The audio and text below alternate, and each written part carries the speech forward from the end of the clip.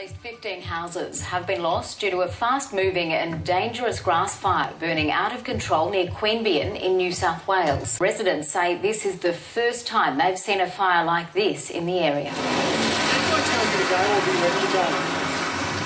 Now racing very hard across the grasslands towards the townships of Rosyth, Forbes Creek and Hoskintown.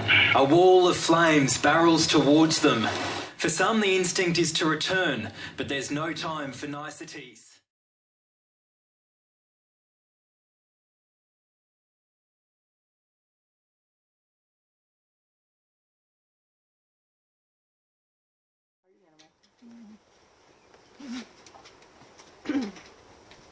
I suppose one of the big things with these guys is myopathy, because it would have been horrendous, you know, with the fire engines and the helicopters and people everywhere. And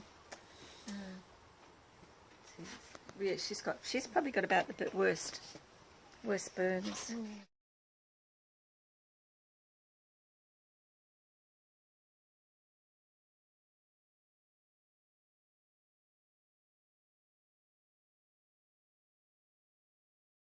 These burns are 1 week old now. We've taken away all the dead leather, or burned leather, and now we have to wait for all this area to heal. She was with her mother. Her mother had a fractured femur as well as burns and had to be euthanased. We've had 10 come in so far. One had to be euthanased. The other one died on its way here, and they're just trying to bring them in slowly because there's so much work involved in looking after them. Oh, they're very painful. Yes, you could tell with this little one she just didn't want to hop. She did not want to move at all. There's a patty on that now, so it makes it much more comfortable for them. When they're quite bad like this, I just want to make sure that's not creased. There we go. You'd have to do it every couple of days when they're bad burns. Some of the others are looking quite good, so I cut it right back because they're wild animals as well, so he's easy to sedate, whereas that one down there was quite difficult to get. Essentially I have to sneak up on them when they're eating to give them sedation. That's why we've contained them in. We'd like to put them outside in the big enclosure, but we can't. Because the medication, the sedation's very expensive, so they're on antibiotics. All these dressings,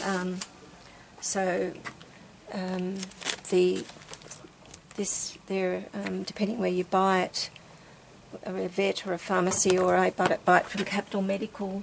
The cheapest you get is $20 a tube, and can go up to $40 a tube, and you go through a lot of that.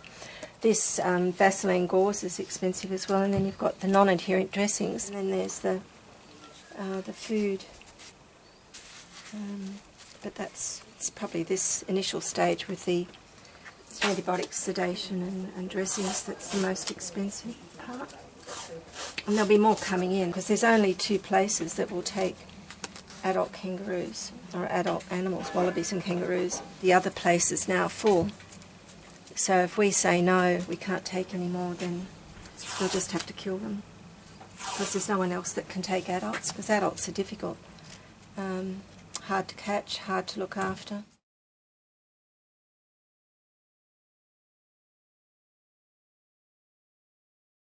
Another one from the fire? Yes, when I arrived home and Firefly had been brought in, she was having trouble breathing. So we assume she's had some inhalation damage as well. So she does still have a bit of noisy breathing, but she's eating well and drinking well. Both got nasty burns to their feet, and this little girl on the left there has had a fractured femur. So I was out at the vet's for a number of hours the other night, and Howard put a pin in the femur. We dived her 1 week ago because the property owners rang up and said that she was distressed, and she really was. Bad foot burns and singed down the front, and she would have had a joey, a fairly big joey, but the joey's gone.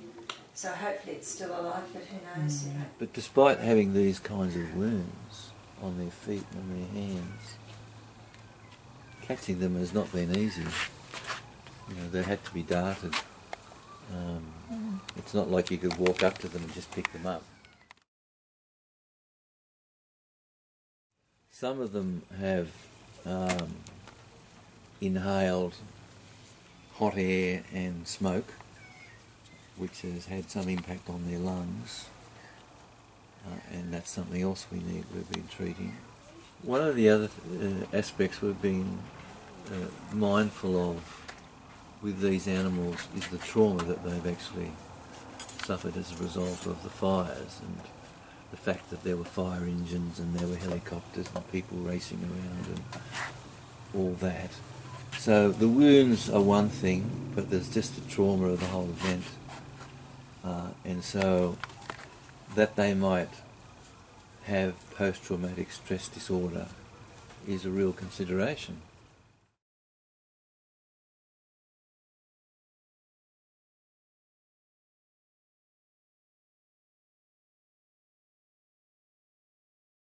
We know that these animals are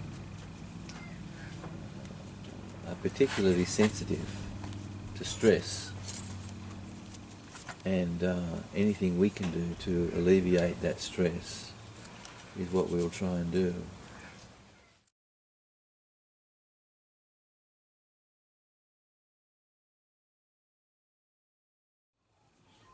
And this one's got a little joey. These girls have all got little joeys. Oh, that's the other thing too, they've got little ones in the pouch. This was the day, Bernie, when it was 41 degrees in Canberra, and winds were strong. Wind. So very low humidity, high temperature, and strong winds.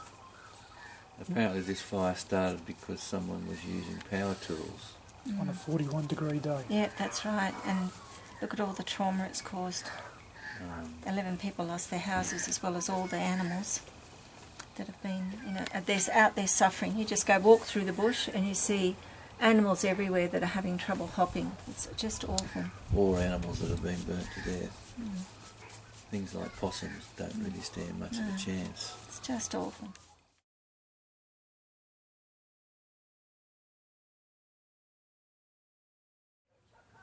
We have between 300 and 350 animals come through here each year. We've had a number of large kangaroos and large wallabies and wallaroos that have come here.